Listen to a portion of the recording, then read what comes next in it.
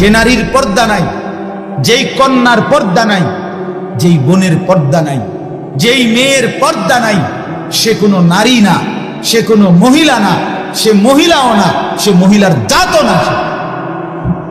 বেপর্দা নারী মহিলা না, বেপর্দা নারী নারী না, বেপর্দা নারী শোপিস, বেপর্দা নারী উপভোগের পণ্য, বেপর্দা নারী প্রদর্শনের বস্তু, বেপর্দা নারী অন্যের উপভোগের বস্তু। এটা হইতে পারে, নারী হইতে পারে। রাসূলুল্লাহ সাল্লাল্লাহু আলাইহি ওয়াসাল্লাম বলছেন, নবীজি বলছেন, আল মারআতু আওরাতুন। নারী বলে কাকে?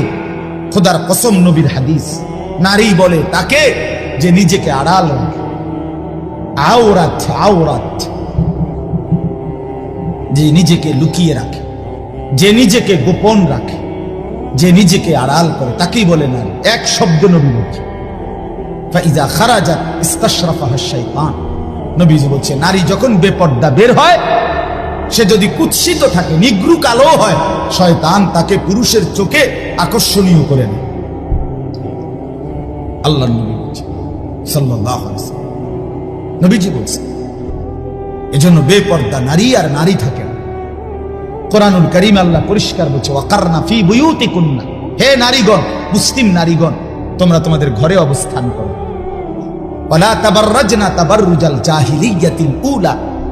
তোমরা যখন একান্ত প্রয়োজনে, কোন যৌক্তিক কারণে যদি বাইরে বের হতে হয়, হ্যাঁ হইতেই হয়, বাবার বাড়ি যাবে, স্বামীর বাড়ি যাবে, হসপিটালে যাবে, একান্ত প্রয়োজনে বাজারে কোনো কারণে যেতেই হলো, শুধু শুধু না। নারীর ব্যক্তিগত কিছু জিনিস এমন হতেই পারে যেটা ওই বেটির উপস্থিত থাকতে হবে, হ্যাঁ হতে পারে। কিন্তু তাই বলে কি লোড়া, বদনা, ফাঙ্গাস, তেলাপিয়া, দৈন্যতা, কাঁচামরিচ, দুন্দুর, করলা, কি তো সব কিছু বেডি কিনবো? হ্যাঁ, তো বেড হইতে আবার কিতা করে? আজকের মহিলাদের হালাত হলে, স্বামী হলো শুধু টাকা উপার্জনের মেশিন, এটিএম বুথ। স্বামী হলো কি? ATM booth. এবার আর কাম হইলো শুধু টাকাটা মিল করে রেডি রাখা আর কিনবো সব হবুড়ি। একটা বদনাও যদি স্বামী পুরুষ কিনে, তোমার কোনো চয়েসে নাই, এটা কোনো কালার হইলো? একটা কালার সুন্দর চয়েস করতে